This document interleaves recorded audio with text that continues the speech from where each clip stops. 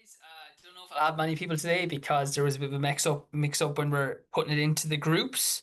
Um, so I'm just going to chat about a couple of quick things. This is going to be a quick episode. I'm absolutely wrecked. I just have a lot of stuff for the back wear belt that's going on. So I've been like literally going all day. So just going to do a very quick episode. Little things that randomly popped into my head. Um, okay. So first one was I was cycling over.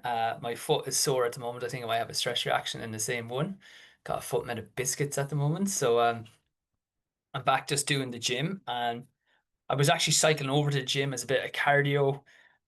And that Chance the Rapper and Justin Bieber song was on Holy, where it's like, and he says a line, where it's like that first step pleases the Father, and it's like, I don't know why it reminded me of, again, I'm not super religious or anything, but reminded me of that prodigal son, um, gospel reading. And as I said, I think with that one, two things that people get are one is like that the son that's always there consist like the father comes out to him after, because what happens is the prodigal son comes home, everybody's excited even though he's been off partying and whatever, and they have a big party, and the son who's been there all the time, he's upset, and his father's like, look, everyone we have you'll have, but like you gotta celebrate when someone comes back. It's like just don't be envious for other people's success, and consistency will get the results. It's like, so doing the right thing gets the results, but don't be envious of other people's success.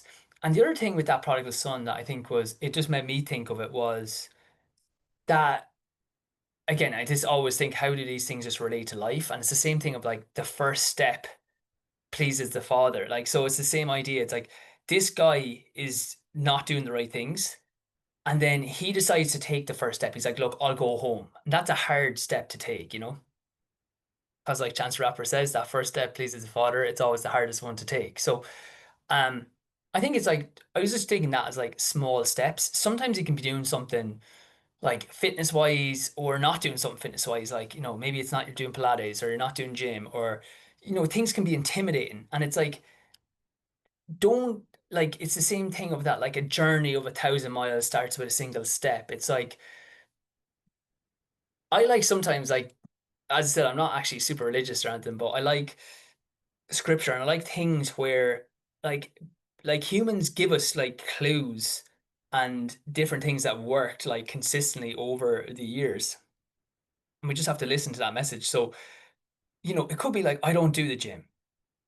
Just take the first step. Like, maybe go to the gym, look up a YouTube video. Like, we have loads of gym classes. So get a set of dumbbells, put on one of the gym classes. They're always in the bonuses. Sorry, my hair, if you watch this YouTube, is an absolute mess. It's like I just need to get a haircut and the man can't get me in. Um, so yeah, get that. Maybe it's like I never stretch. Saying that, I was meant to do a stretching session myself this morning. I'm meant to write up do another class, but I'm going to do that tomorrow now. I'm just going to literally, first thing I'm going to do before anything else is do that class. So there's an example of what I can do. Yeah, so let's just try taking that first step. It could be your nutrition's been crap and you just don't know where to start. It's like taking the initiative is actually something that we should celebrate, and it's the consistency gets you there, will get you all the rewards. And the second thing with that is never be jealous of other people's success. It doesn't affect you. You still get what you deserve. And the third thing with that story, I think, is um that people don't think about is taking that first step is really crucial. Okay, so as I said, I have loads of those ones that I think about. I'll do it again. I've done it in the past, like just my favorite ones, and talk through. If you want that, let me know in the comments. Um, or like just stick to running. It's that's the that's the one you have. Okay, the next thing that we're going to do is oh, you know what I might add it in as well? I'm using this thing called Notebook LM by Google. It's like an AI. I was did a talk and I said I'd release it, but I was chatting to the people, and in fairness, they had paid for the talk, so I don't think it's appropriate for me to actually release the talk. But Notebook LM is a AI podcast, so I just put the talk in, and I might just upload that because that's two people talking about my talk as opposed to through AI, and I'll just be interested to see what people think of that. So I'm going to release that with this episode. I will send it on. So we'll just have two things going out this week. The second thing that came up with people that I was just going to talk about was like I didn't actually think it was that startling, but it really is. Where um, people are doing marathon training. If you're doing your kind of traditional training, what can happen is they always just do like a long run as a session, which is important, especially as we're getting closer to it. But if you're talking about a 16-week build and you're always doing your long run as a session, what happens is you're getting very specific before you're getting all the ingredients to get to there. So what can work way better is doing a running workout, then doing a long run, and it mightn't be as long. All right. So say for example, you just do on Saturday. So you don't do any session per se. So we'll do the maths on this. So say you do an easy run and you do 8 miles, let's say 8 miles. And then, but the next day you do a 16-mile run. Okay, and this works the same if it's like an 18-mile run or you're peaking at 20, we'll all peak at 20. But say you're always just doing these consistent, long, relatively hard 16-mile runs. Okay, and then the next week it might be 17, 18, etc. But you've been doing that from 10 or 12. So if you think right, at the end of the weekend, you have 24 miles done. You have an 8 mile easy run, and then you have 16 miles of a long run. However, right, if we have a session that's like 5 by 7 minutes at marathon heart rate. Now, because it's marathon heart rate, but only for 7 minutes, you'll probably be running faster than your marathon pace. So when we do that, we could do a 2 mile cool warm up, 2 mile cool down, and then like I don't know what it depends on the person, but let's say they're going to have, if we said conservative, say 10 miles done on the Saturday, where 6 miles of that is at a decent intensity, say like the 5 by 7 minutes, or there's some kind of workout in the middle that's between like 4 and 6 miles. They're developing that aerobic base, and I mean that aerobic base in terms of like zone three work, zone four work, where the other person's just done a zone one run on the Saturday, an easy run, and really kind of probably up to a zone two, max zone three run on not and like it's hard not to overdo that at zone three on the Sunday. They're going to be slower than marathon pace. I doubt they're going to actually just go out and run marathon pace, and if they did, it's as I said, it's going to cause issues. So we have 10 miles on a Saturday done with a workout. So 6 miles of kind of quality work. Then, right, so instead of say 14 miles, say we just do 14 miles. Instead of 16 miles, we do 14 miles easy. Okay. What there's two things there is this the total mileage is going to hit 24 miles, even though the long run isn't super long. The second thing is, so the mileage is the exact same, and generally it's going to be a little bit more. Um, the second thing with that is that the fact that you are running on tired legs allows you to get the benefit that the person is who's doing the longer run is getting. Do you get me? So like the first guy who is running easy on Saturday, obviously he is fresher or she is fresher on the Sunday. So it's easier to run the 16 miles. But if they're just running, say, 16 miles easy, or there's not like a specific plan, say, for that, they just kind of run and they kind of pick it up, they then say they might have to be 8 miles into that before their legs are feeling tired and they're replicating that like kind of time on feet being tired. So they actually kind of need the 16 miles to get that additional feel of like that they're working here. With the person who's doing 14 miles easy, it might only take them 4 miles before they're like, or they can be like a lot of my guys at the moment they're tired from the start of that run because they're doing workouts on the Saturday. Now the workouts aren't killer, but it's just like you've done a session and then you're getting a cumulative fatigue. So the weekend whole mileage is the same. But like, the Ingebrigtsens and everybody's big on this double threshold. Now, if you're a normal runner, double threshold is dangerous. You have a job, you don't have the same recovery as they have. But doing kind of 2 days back to back on your weekend where you can hopefully recover a little bit more is like your equivalent of a double threshold. There's not a day in between. Yeah, so having a couple of miles less as your long run, but doing it on tired legs, I think gets the stimulus of the longer run. Now, you wouldn't want to do the same mileage as them because you are more tired. So there's going to be more of that fatigue and chance of injury. So we do less. So we're less time out there. But the time we're out there, even though we're running easy, we're running on tired legs, which is what we're trying to replicate. And we're getting that aerobic development. Plus, we have an actual workout that has specific aerobic aerobic development in that time. We might even have some like kind of running economy stuff. It might be a lot faster. It might be that threshold work or even a little bit quicker than that, you know? Uh, so we're putting all these pieces of the pie together so that when we get to like 7, 6, 5 weeks out, now both groups are doing like kind of long run sessions, but our group has a lot more pieces that had got to come up to there. Look, so it's just a different approach. I actually never thought it was that unusual, but it is something that a few of the people who are new to the group are saying that they normally wouldn't do. They just do an easy run and then it's just kind of hammer long run. And I feel that's people not understanding the physiology and the goal of each run. And then because of that, losing out a little bit on some of the key things that they could do. Good. Okay. Then, um, so that was the only main question. Oh, one other question we had was on your say your Monday, Tuesday, Thursday days. So we usually work out on a Wednesday and we work out on a Saturday. There's no special thing about Wednesday. There's no special thing about Saturday. You just want a couple like 3 days if you can between your workouts. Um, I don't mind also if people do like say a Tuesday workout and a Friday workout, an easier day, and then their long run on Sunday. That's a nice way to space out the week as well. Just whatever works kind of best for you in your week. Just go easy on those runs. Easy runs should be zone one. Sometimes I allow people to go into zone two.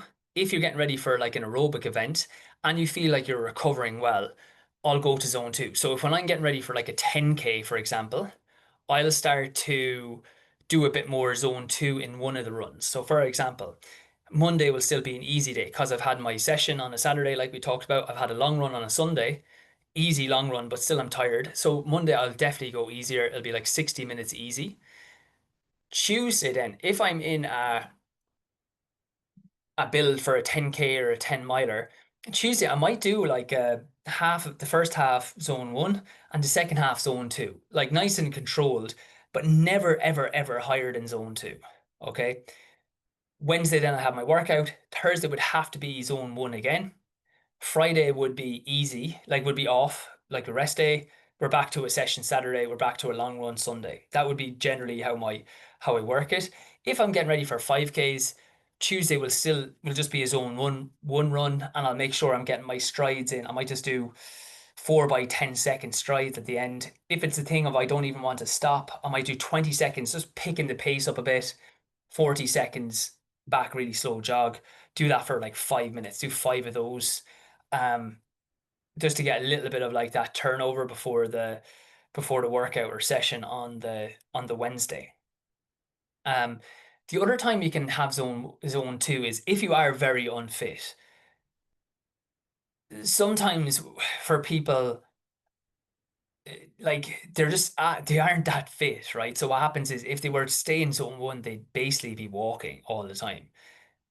So for that person, they can go into zone two on their easy days. We'll just keep the workouts a bit more controlled. We'll make sure that they don't go above zone two.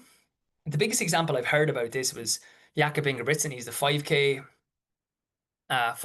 Olympic champion. You know, like what is he? He'd probably run 26 minutes for 10K. Um, he's only done one half, but it's like, he'd be 60 minute probably if he got into it. Like, so really good aerobic benefit.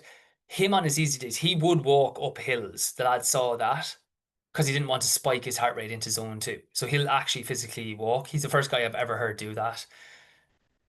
Nobody, like if you're zone one and you go up a hill and it goes to zone two, I can't think of any other runner who cares about that. They'll just allow their heart rate to go back down when they go on the flat or down a hill. But he would just walk up so it doesn't go up and then he'd jog again when he's going. But if you're unfit and you find that it's drifting into zone two and you're feeling fine, I would be okay with that as long as you're not feeling like you're pushing it. Because what will happen is your fitness will get better and yeah, your fitness will get better, and then over time you'll get fitter and then you're naturally going to zone two or zone one for all the run. What you want to do is that you're not forcing any run.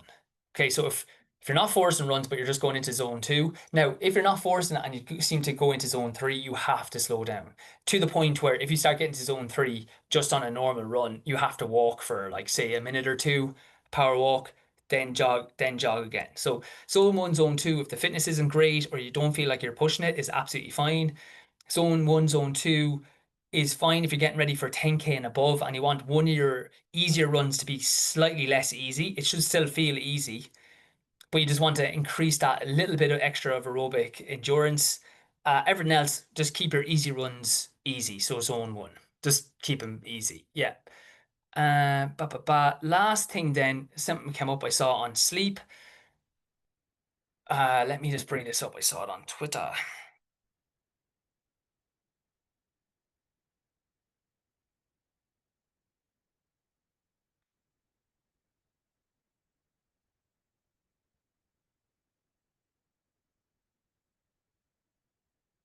Yeah, I'll try and remember.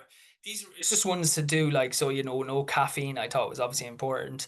No heavy meals before your bed. Um, Again, I shout out to Laurie. I've gone to like the jumbo oats uncut porridge and try have that like maybe 8 or half 8 before bed. Having a set bedtime. Guys, just get into a routine of going up to bed at the same time. Have a set waking time. I actually don't set an alarm, but I always wake up roughly at half 6 to 7. Um, no blue light. Try get away from your phone. I have my phone in a different room. I can't be trusted with my phone to the point where even if I think if I come in, say it's 6, I might grab my phone out of the spare room and like I'll look at BBC Sport for the football gossip or whatever. And yeah, the hour goes, it's 7 o'clock or it's 10 past 7 and it's time to get up and I don't feel rested. So leave the phone away, have it here. I always have a book to read. Say fiction books, I always find autobiographies are good as well. You just don't want something that's like stimulating your brain, so I like autobiographies I find are the best because they're pretty mundane for the most part. They're interesting facts, but you're not like I have to turn the page where I don't mind a good fiction book. I'll read them as well, but like always at the end of a fiction book, you're going to have one night where you're not going to be able to go to bed because it's like it's all gearing up into the story and you're just there. So that will happen, but sure, who cares? Yeah, so but reading a book, you'll find that you naturally are then going to sleep a lot better. Um trying to get to bed obviously early, but just set a time that you go. Now, the night before a race, make sure you don't go to bed any earlier than you normally do. Don't try change a routine the night before. You could probably go to bed a little bit later, but better is just like your normal routine. Read your book like, excuse me, like normal. Have the phone if you can outside. Just get a stopwatch or get a watch that has an alarm on it. You'll have a bit of anxiety for first night or so, but after that, it's actually way better and you'll sleep way better. So there are things that I do. I can sleep quite well. Lamps on instead of no overhead lights, it stimulates the sun. So you want to get that kind of serotonin that's going all day. You want that to convert to melatonin. So you want lower lights to simulate like the sun going down. So we don't want any overhead lights. Um, we want time to wind down. We want to get off our phones. We want to go to bed at roughly the same time. You might need to set an alarm of when to go to bed and then roughly waking up at the same time. Uh, if you can, charge your phone outside of your room and try getting the habit of reading a book or doing something that allows you to wind down. Yeah. Okay, so gonna leave it there. Gonna post up the AI video as well. So it'll be interesting to see what you think of that. And it was of one of the talks that I did. And yeah, any questions for next week? just put them into the groups. And yeah, sorry about the mess up, but hopefully that was still okay, short and sweet. Take care.